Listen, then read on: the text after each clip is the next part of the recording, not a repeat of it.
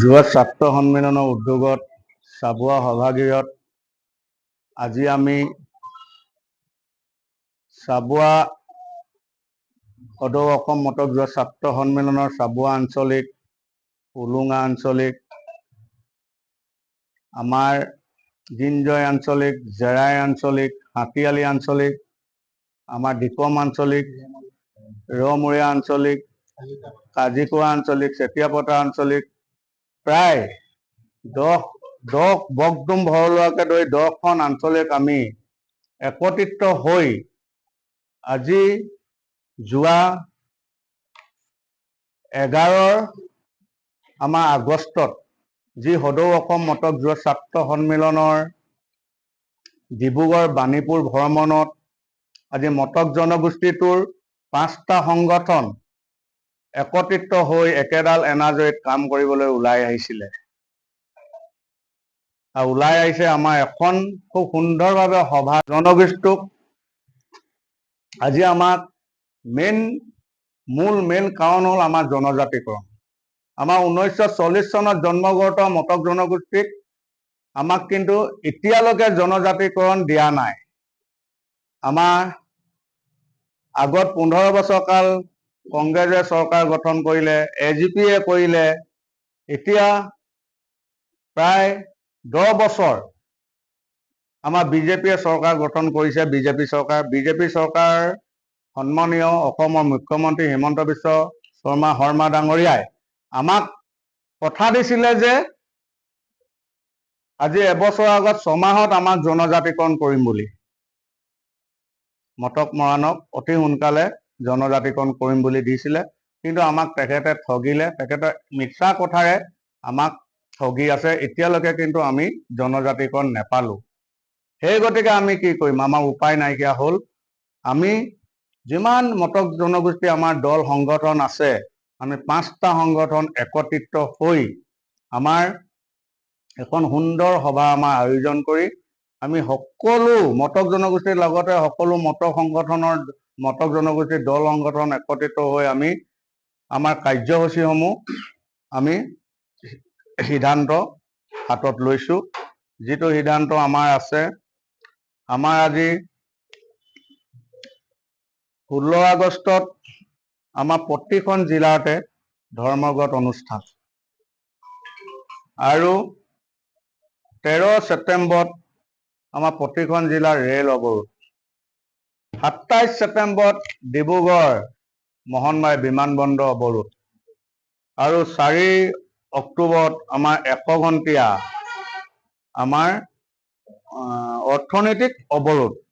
আমি এই 4টা কাৰ্যসূচী সদৌ অসম মটক যোৱা ছাত্ৰ সন্মিলনৰ লগতে আমাৰ 5টা সংগঠনে একত্ৰিত হৈ আমি আজি এই আন্দোলন কৰিবলৈ আমি ওলাই আহিছো। আমি সকলো মটক জনগোষ্ঠীৰ ৰাইজক আমাৰ লগত দলে বলে যোগদান দিবলৈ আমি বিনম্ৰ অনুৰোধ কৰিছো। আজি খুব আমাৰ সুন্দৰভাৱে এখন সভা আমাৰ এই চাবুৱাত হৈ গৈছে।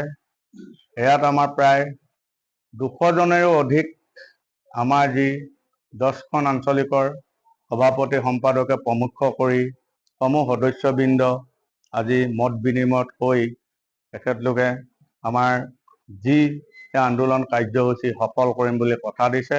আমিও আমাৰ মটক জনগোষ্ঠীৰ ৰাইজক আমি সকলোকে ওলাই আহিবলৈ আমি অনুৰোধ কৰিছো। আমি মটক যুৱ ছাত্ৰ সন্মিলনৰ বিভিন্ন আঞ্চলিক সমিতিৰ উদ্যোগত অনুষ্ঠিত হোৱা এখন বিশেষ সভা আজি আমি আহ্বান কৰিলো আৰু এই সভাৰ আহ্বানৰ মূল উদ্দেশ্য আছিল যে সদৌ অসম মটক যুৱ ছাত্ৰ সন্মিলনৰ উদ্যোগত আৰু মটক জনগোষ্ঠীৰ কেওটা সংগঠনৰ সহযোগত যি আন্দোলনৰ কাৰ্যসূচী ইতিমধ্যে ঘোষণা কৰা হৈছে, যিহেতু 16 আগষ্টৰ পৰা উক্ত কাৰ্যসূচীবিলাক আৰম্ভ হ'ব, গতিকে আমি আমাৰ আঞ্চলিক সমিতিৰ বিষয়ববীয়াসকলক ৰাইজক সজাগ আৰু সচেতন কৰিবলৈ আৰু আন্দোলনৰ কাৰ্যসূচীত স্বতঃস্ফূৰ্তভাৱে যাতে তেওঁলোক ওলাই আহে তাৰ বাবে আমি পৰিকল্পনা প্ৰস্তুত কৰিবলৈ আজি এই সভাখনি আহ্বান কৰিছিলো।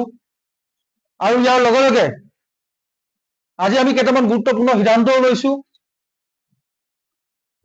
চাবুৱাৰ আশে পাশে থকা আঞ্চলিক সমিতিসমূহে বিশেষ গুৰুত্বপূৰ্ণ সিদ্ধান্ত কেইটামান লৈছে আৰু সিদ্ধান্ত লোৱাৰ উপৰিও আজি বিভিন্ন দল সংগঠনৰ পৰা আজি মটক যুৱ ছাত্ৰ সন্মিলনৰ প্ৰতি আকৃষ্ট হৈ কেইবাজনো যুৱকবৃন্দই আজি সদৌ অসম মটক যুৱ ছাত্ৰ সন্মিলনত যোগদান কৰিছে। প্ৰায় 10জন ল'ৰাই আজি মটক যুৱ ছাত্ৰ সন্মিলনত যোগদান কৰিছে আৰু আজি বিশেষভাৱে গুৰুত্বপূৰ্ণ কেইটামান সিদ্ধান্ত লৈছে যে চৰকাৰে যেতিয়ালৈকে মটক জনগোষ্ঠীক জনজাতিকৰণ নিদিব তেতিয়ালৈকে জংগী আন্দোলন সদৌ অসম মটক যুৱ ছাত্ৰ সন্মিলন তথা মটক ৰাইজে কৰি যাব আৰু অহৰহভাৱে এই আমি আন্দোলন কৰি যাম। লগতে মটক যুৱ ছাত্ৰ সন্মিলনে আজি সিদ্ধান্ত গ্ৰহণ কৰিছে যে চাবুৱাত বিভিন্ন সমস্যাই জৰ্জৰিত হৈ আছে আৰু কেইবাদিন ধৰি চাবুৱাত বিভিন্ন সংবাদ মাধ্যমৰ যোগেদি অবৈধ ড্ৰাগছৰ যি বেহা এই বেহাৰ কথা আলোচনা হৈ আছে, অবৈধ কাঠৰ বেহাৰ কথা আলোচনা হৈ আছে আৰু বিভিন্ন গ্ৰামাঞ্চলত গৰু চোৰৰ বিভিন্ন ঘটনাক লৈ পিনে আলোচনা হৈ আছে। গতিকে আমি আজি সিদ্ধান্ত লৈছো মটক যুৱ ছাত্ৰ সন্মিলনে উক্ত ঘটনাৰ লগত যোনেই জড়িত নাথাকক মটক যুৱ ছাত্ৰ সন্মিলনে তেওঁলোকৰ ওপৰত বিহিত ব্যৱস্থা গ্ৰহণ কৰিব আৰু তেওঁলোকক আমি আজিয়ে সাৱধান কৰি দিবলৈ আজি আমি সিদ্ধান্ত গ্ৰহণ কৰিছো। লগতে আজি সভাই আপোনালোকক নিমন্ত্ৰণ কৰাৰ মূল উদ্দেশ্যটো হ'ল মটক যুৱ ছাত্ৰ সন্মিলনৰ উদ্যোগত ওৱান টাইম পেকেজ যি অসম চৰকাৰে মটক জনগোষ্ঠী উন্নয়নৰ কাৰণে প্ৰদান কৰিছে তাৰ অংশস্বৰূপে আমি APSC আৰু UPSC কোচিঙৰ ব্যৱস্থা কৰিছো আৰু এই বৰ্ষ 2024 বৰ্ষৰ বাবে আমি APSC আৰু UPSC যি এডভাৰটাইজমেণ্ট ডিব্ৰুগড় জিলা উপায়ুক্ত কাৰ্যালয়ৰ পৰা ইতিমধ্যে বিজ্ঞাপন ওলাইছে।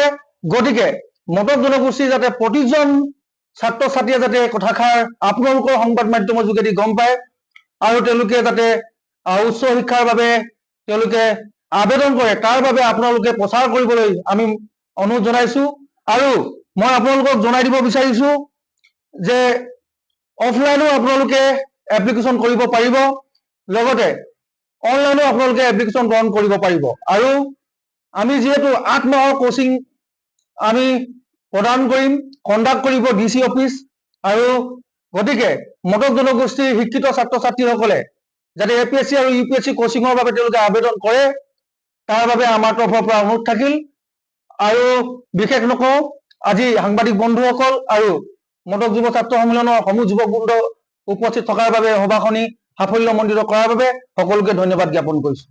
ধন্যবাদ।